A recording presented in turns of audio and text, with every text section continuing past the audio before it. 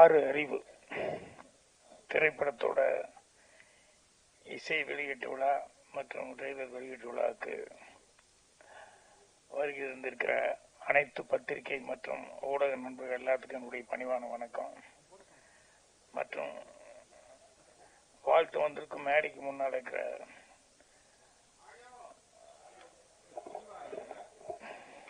கேக்குதா கரெக்டா? மேடைக்கு முன்னால் அமர்ந்திருக்கும் அனைத்து மரியாதைக்குரியவர்களுக்கும் என்னுடைய பணிவான வணக்கத்தை தெரிவிச்சுக்கிறேன்.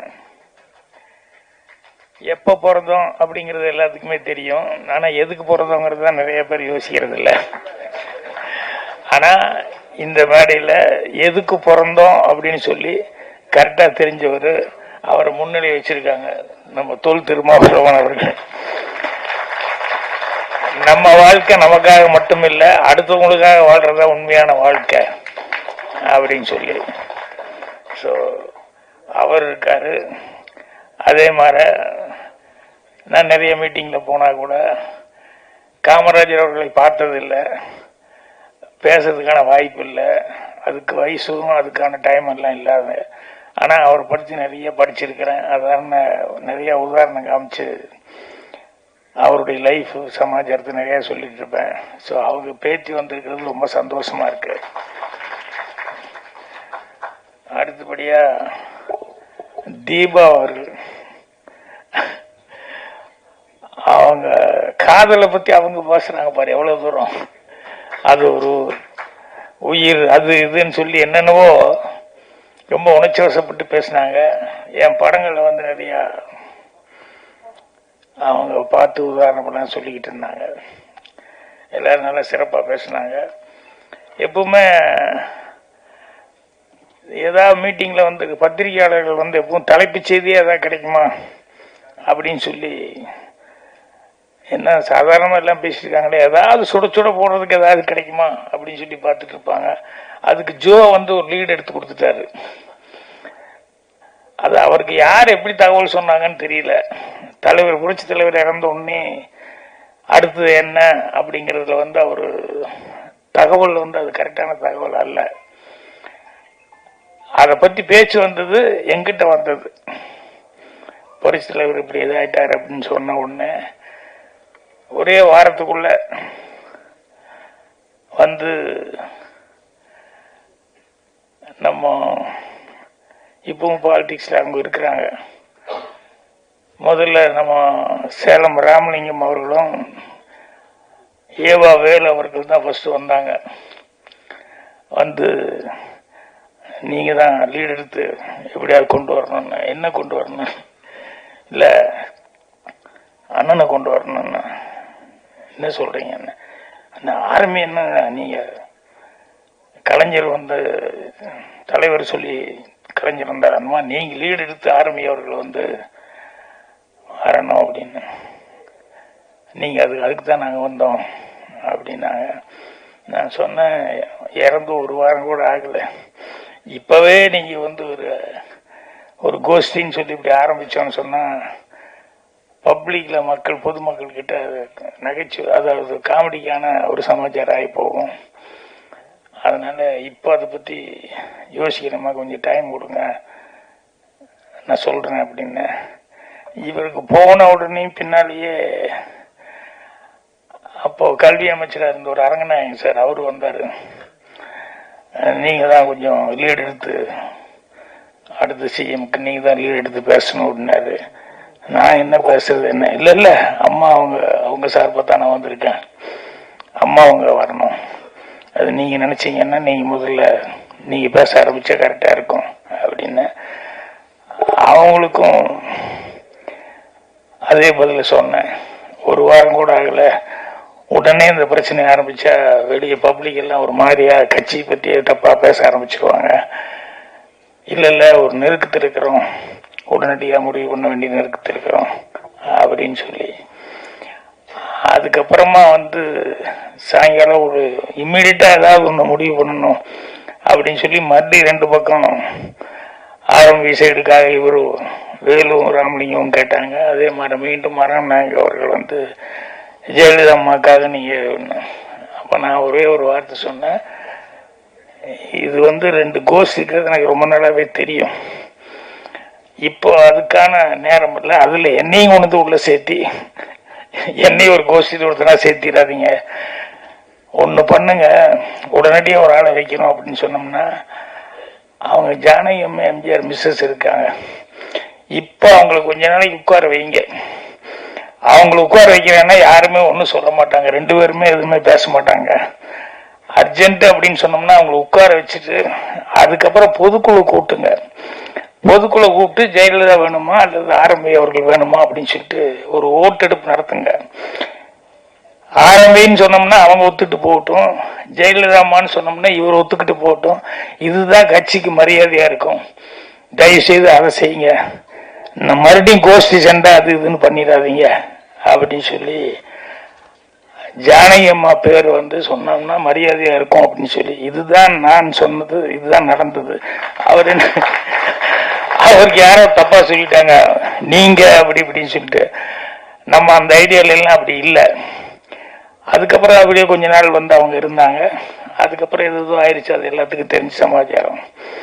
என்னன்னா தேர்தல் வர நேரத்தில் இவர் வேற ஏதோ ஒன்று சொல்லி என்ன அப்படியெல்லாம் பேசுனாங்களா அப்படி இப்படின்னு சொல்லிட்டு நாளைக்கு பத்திரிக்கையாரம் போற மறுபடியும் வந்துருவான் நேரம் வீட்டுக்கு, என்ன நேற்று இப்படி சொன்னாங்களே என்னாச்சு அப்படின்ட்டு. அதனால அதை தெளிவுபடுத்தணும் இருக்காதான் நான் அதை சொல்றேன். ஒரு ஒரு கூட்டம் நடந்தது, ஒருத்தர் சொற்பொழிவு பண்ணிட்டு இருந்தாரு. கதா கலைச்ச மாதிரி சொற்பொழிவு எல்லாம் பண்ணுவாங்க இல்லையா, அதுல வந்து ஒரு நட்பை பற்றி ஒரு உதாரணம் சொன்னார் ஒருத்தர்.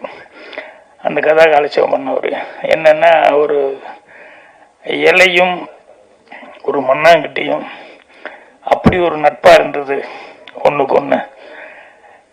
திடீர்னு ஏதாவது பெரிய காத்தடிச்சா இலை பறந்து போகாம மண்ணாங்கட்டி அது மேல இலை மேல உட்காந்து அதை காப்பாத்திரும். திடீர்னு பெரிய மழை வந்துருச்சு அப்படின்னா மண்ணாங்கட்டி கரைஞ்சி போகாம இருக்கிறதுக்கு இலை வந்து மண்ணாங்கட்டி மேல உட்காந்து அதை காப்பாத்திரும். அந்த அளவுக்கு 2 பேரும் ஃப்ரெண்ட்ஷிப்பா இருந்தாங்க அப்படின்னாங்க. ஒரு 6 வயசுல 7 வயசுல ஒரு பையன் இருந்துருச்சான். 7-8 வயசு தான் இருக்கு அந்த பையன். எங்க காத்து மழையும் சேர்ந்து அடிச்சா அப்படின்னா இவர் முழிக்கிறாரு. காத்தடிச்சா மண்ணாங்கட்டி மேல உட்காந்து அதை சரி பண்ணிடும், மழை பெஞ்சா இலை மேல உட்காந்து அது மண்ணாங்கட்டியை காப்பாத்திடும். காத்து மழையும் சேர்ந்து அடிச்சா அப்படின்னா அவருக்கு ஸ்டக்கப் ஆகி போச்சு. இது எதுக்கு சொல்ல வர்றேன்னா, 8 வயசுல கூட அந்த 6வது அறிவுங்கிறது சொல்றோம்ல, 6 அறிவுன்னு, அது எல்லாத்துக்கும் வேலை செய்யறது இல்லை. அந்த சின்ன பையனுக்கு 6 வயசுலயே வந்து அவ்வளவு அழகா வேலை செஞ்சது. அந்த மாதிரி நிறைய விஷயங்கள் இந்த 6 அறிவு அப்படிங்கிறதுல வந்து. அதே மாதிரி இன்னொரு இதுதான், அவன் ஒரு 12, 13 வயசு 14 வயசு பையன். அவன் வந்து ஒரு கடையில் அன்னைக்குதான் வேலைக்கு போய் சேர்ந்தான். அது கொஞ்சம் கண்ணாடி பொருள் எல்லாம் இருக்கிற மாதிரி, விலை உயர்ந்த பொருள் எல்லாம் இருக்கிற மாதிரி ஒரு கடை. அதுல வேலைக்கு சேர்ந்தப்போ பின்னால பக்கம் போய் எல்லாம் தொடச்சி விட அப்படின்னு சொல்லி சொன்னாரு. அவன் எதை எடுத்து தொடச்சிக்கிட்டு இருந்தான். முன்னால முதலாளி உட்காந்து இருந்தாரு. டமான்னு ஒரு சத்தம், கடக் கடக் கடக்குன்னு எல்லாம் உடஞ்சி விழுந்த மாதிரி. முதலாளி அப்படியே ஷாக் ஆகி, டேய் அங்க என்னத்தடா போட்டு உடைச்சு தொலைச்ச அப்படின்னா அப்படியே சைலண்ட். உன்னதாண்டா கேக்குறேன், எதை போட்டு உடைச்சு தொலைச்ச அப்படின்னா, முதலாளி என் எதிர்காலத்தையே உடைச்சு தொலைச்சிட்ட முதலாளி அப்படின்னா. ஏன்னா அன்னைக்குதான் வேலைக்கு சேர்ந்திருக்கான். இது ஒழுந்து இவ்வளவு காஸ்ட்லியான பொருள் போயிடுச்சுன்னா நம்ம லைஃப் அவ்வளவுதான், நீங்க வேலைக்கு வைக்க போறாரு, உடனே அனுப்ப போறாரு அப்படின்னு சொல்லிட்டு அவன் எந்த பொம்மை உடைஞ்சுன்னு சொல்ல எதிர்காலத்தை உடைச்சு தொலைச்சிட்டேன் அப்படின்னு ரொம்ப ஃபீலிங்கா சொன்னான். அப்படியே வந்து பார்த்தாரு. அந்த வார்த்தைக்காக அவனை கட்டி அணைச்சிக்கிட்டு, இல்லடா கை தவறுதல் எல்லாத்துக்கும் நடக்கிறதா, நான் நீ இனிமே பொறுப்பா வேலை பார்ப்ப, நீ பாரு தொடச்சி வச்சுட்டு பாரு அப்படின்னா. ஸோ 6 அறிவு அப்படிங்கறத எல்லாரும் எல்லா நேரத்திலையும் பயன்படுத்தணுமா அப்படின்னு சொல்லி சொன்னோம்னா நிறைய பேர் பயன்படுத்துறது இல்லை. ஆனா இந்த படத்துக்கு வந்து டைட்டில் வந்து 6 அறிவுன்னு வச்சிருக்காங்க. அவர் என்ன ஐடியால, விஜயன் அவர்கள் என்ன ஐடியால விஜய் டைரக்டர் வந்து வச்சிருக்காரு எனக்கு தெரியல. ஆனா படம் பார்க்கும்போது அதுல மெயின் அதான் இந்த கான்செப்ட் என்னங்கிறது தெரியுது. ஆணவ கொலை அப்படிங்கிறது, அதாவது முகத்துல காரி துப்பினவனை வந்து புத்தர் மன்னிச்சு விட்டாரு. அதே நேரத்தில் வந்து துரோகம் பண்ணவனை வந்து நபிகள் நாயகம் பரவாயில்லப்பா அப்படின்னு சொல்லி அரவணைச்சுக்கிட்டாரு. கன்னத்தில் அரைஞ்சவனை வந்து அவனுக்கு இன்னொரு கன்னத்தை காமிக்கணும், இயேசுநாதர் கன்னத்தை காமிச்சாரு. மெஜாரிட்டி அந்த மூணையும் கும்பிடுறவன் தான் இருக்கான். ஆனா இந்த மூணையும் கும்பிடுறோம், வெட்டு குத்துல தான் எதுவுமே நடக்கணும். அதுதான் நாடு பூரா கலவரம் மறந்துட்டு இருக்கு. எதுக்கு இந்த மூணையும் கும்பிடணும்? அந்த 3 பேரும் என்ன சொன்னாங்க? மனித நேயம் என்ன, அகிம்சை என்ன, அன்பால தான் எதுவுமே ஜெயிக்க முடியும் அப்படின்னு சொல்லி சொன்னாங்க.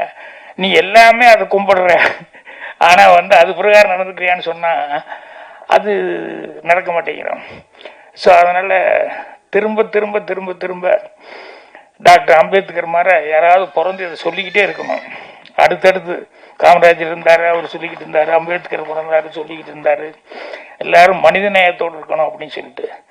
ஸோ அதனால இது வந்து இந்த படமும் வந்து மீண்டும் அதை வலியுறுத்தும் நோக்கத்தில் தான் வந்து இது பண்ணிக்கான்னு நினைக்கிறேன். என்னுடைய நண்பர் அவர் கொடுங்குள ராஜேந்திரன், அவர் மூலமாக தான் அவர் வந்து நம்ம அம்பேத்கர் ஹீரோவை நடிச்சிருக்காரு. அவங்க அப்பாவுக்கு நல்ல பழக்கம், வேற யாரையும் எனக்கு தெரியாது. ஆனால் வந்து நீங்கள் எனக்காக நீங்கள் போயிட்டு வரணும் அப்படின்னாரு. சரி நான் கண்டிப்பாக போகிறேன் அப்படின்னு. இந்த நேரத்தில் அம்பேத்கர் உனக்கு வந்து ஒரு சின்ன யோசனை என்னென்ன, நீ பேசும்போது நான் கவனிச்சு என்ன பேசுறேன்னு, அவர் உனக்கு பேர் வச்சதுக்கு தகுந்த மாதிரி நீ பேசணும். அது பழகணும், ட்ரெயின் ஆகணும். அது ரொம்ப முக்கியம். ஏன்னா உனக்கு யாரோட பேர் வச்சிருக்காங்க அப்படின்னு சொல்லும்போது நீ கரெக்டான காலேஜில் படிச்சிருக்க, நல்லாவும் படிச்சிருக்கிற. ஸோ இது அந்த மேடைங்கும் போது ஒரு சின்ன பயம், ஒரு சின்ன ஒரு சங்கோஜம் அதெல்லாம் ஆரம்பத்தில் இருக்கும். ஆனால் என் பேர் அம்பேத்கர், தொல் திருமாவளவன் வந்து வச்சிருக்காரு. அந்த அம்பேத்கர் அளவுக்கு நம்ம வந்து நம்மளுடைய வார்த்தைகள் எல்லாத்துலேயுமே வந்து சுதி சுத்தமாக இருக்கணும் அப்படின்னு சொல்லிட்டு அது முயற்சி பண்ணேன். ஏன்னா ஹீரோவாக நடிக்கிறவனுக்கு வந்து மீது எல்லாமே இப்போ சிலம்பத்துக்கு பாரு, அவங்க தலைவர் வந்திருக்காரு, உனக்கு இன்னொருத்தர் சொல்லி கொடுத்தவர் வந்து எனக்கு இன்ட்ரடியூஸ் பண்ணி அவர் வந்திருக்காரு தூத்துக்குடியிலேருந்து, எல்லாமே வந்திருக்காங்க. இதெல்லாமே வந்து ஃபைட்டு இதில் டான்ஸ், இதில் இந்த பேச்சுங்கிறத வந்து நீ வந்து ட்ரெயின் ஆகிக்கணும். அதுக்கு நிறைய படிக்கணும். எனக்கு தெரிஞ்சு ஒன்றும் இல்லை, அவர் ஸ்பீச்சை கேட்டார், நீ திருமாவளவன் பேசும்போதெல்லாம் கேட்டார். அவர் எத்தனை புஸ்தகங்களை படிக்கிறாரு, என்னென்ன புஸ்தகங்கள் போனோமா, என்னென்ன யார் பேசுனா அதுக்கு என்ன பதில் சொல்றாரு அப்படிங்கிறதெல்லாம் அதை படிச்சுக்கிட்டு இருந்தா அதே ஒரு ட்ரைனிங் தான். ஸோ அதனால அடுத்தது வந்து அதுக்கு நீ ட்ரைனிங் ஆகிக்கணும் அப்படின்னு சொல்லி நான் கேட்டுக்கிறேன். மற்றபடி நான் எப்பவும் கடைசியில் பேசுவேன், கொஞ்சம் லேட்டாக பேசுவேன். ஆனால் இன்னைக்கு அவர் பாரு மத்தியான சாப்பாடு இன்னைக்கு 4 மணிக்கு தான் சாப்பிட்ருக்காரு. ஏன்னா காலையிலேருந்து கண்டினியூஸாக கூட்டம் கூட்டம் கூட்டம்னு போயிட்டு நான் சொன்னேன், ஏதோ சாப்பிட்ற அளவுக்கு விட்டாங்களே, அதுக்காக நேரம் கிடைச்சிது, அது வரைக்கும் சந்தோஷங்க அப்படின்னு சொல்லி சொன்னேன். ஸோ இப்போ அடுத்தது வேறு மீட்டிங்காக ஒரு போக வேண்டியிருக்குது, இதை முடிச்சுட்டு. அதனால் என்னுடைய இந்த படத்தில் கலைஞர்கள் எல்லாத்துக்குமே என்னுடைய மனமார்ந்த வாழ்த்துக்களை தெரிவிச்சுக்கிறேன். அவர் சேலஞ்சு பண்ணி விஜயன் வந்து சொல்லியிருக்காரு படத்தில், நான் அந்த அளவு செஞ்சுக்கிறேன். அந்த தன்னம்பிக்கையை நான் பாராட்டுறேன். மீண்டும் மீண்டும் நான் சொன்ன மாதிரி இந்த மனித நேயம் அதுக்கு மேலே வேற எதுவுமே கிடையாது. அதைத்தான் வந்து நானும் நீயும் ஒன்று அப்படின்னு சொல்லிட்டு அதைத்தான் வந்து எல்லாரும் நினைக்கணும் ஒழிய வேறமா நினைக்கக்கூடாது. மாயவனார் அவருடைய அது கவிஞர், அவர் கூட வந்தார். நான் கூட கிழக்க போண்டியில் ஒரு சின்ன சிச்சுவேஷன் சாங்கு, அது வந்து யோ நீ திடீர்னு ஒரு பாட்டுன்னு எங்கேயா யாரையா போய் எழுத சொல்றது அப்படி இப்படின்னு சொல்லி டைரக்டர் சொன்னார். அந்த இடத்துல பாட்டு வச்சா நல்லா இருக்குன்னு நான் தான் சொன்னேன். கதிர் இருக்கும்போது திருடிட்டு போகிறாங்க, இவன் பாட்டில் ரொம்ப ஆர்வமாக இருக்கிறான், அதனால இவன் பாட்டு பாடிட்டு இருக்கான், அவனை உசி போட்டு நீ பாட்டு பாடிட்டு இருக்கான், அந்த கேப்பில் அறுத்துட்டு போகிறாங்க அப்படின்னு. அதுக்கு என்ன பண்ணுறது அப்படின்னு சொல்லி என்னடா பாட்டு எழுதுனேன். அப்போ நானே எழுதி கொடுவேன். நீயும் நானும் ஒன்று என்ற நிலைமை வேணுங்க, அந்த நேரங்காலம் சேரும் வரையில் காவல் வீணுங்க, நம்ம காவல் வீணுங்கன்னு சொல்லி ஸ்டார்ட் பண்ணி நான் எழுதினேன். அந்த மாதிரி மனிதர்கள் வந்து எப்பவுமே அதில் ஏற்றத்தாழ்வு என்ன, நான் நீ ஒன்று, நம்ம எல்லாம் சகோதரம், அப்போத்தானே அந்த ஆறறிவு அப்படிங்கிறதுக்கு அதில் தான் உண்மையான அர்த்தமே இருக்குது. அதனால் இந்த படத்தை கருத்தோடு எடுத்திருப்பாருன்னு நினைக்கிறேன். அவருக்கும் இந்த டீமுக்கும் என்னுடைய பாராட்டுகளை தெரிவிச்சுக்கிறேன். மீண்டும் உங்கள் எல்லாத்துக்கும் இதை வந்து இவ்வளோ தூரம் வாழ்த்து தெரிவிச்சிருந்தேன். உங்களுக்கு மீண்டும் என்னுடைய மனமார்ந்த நன்றி தெரிவிச்சுக்கிறேன். நன்றி, வணக்கம்.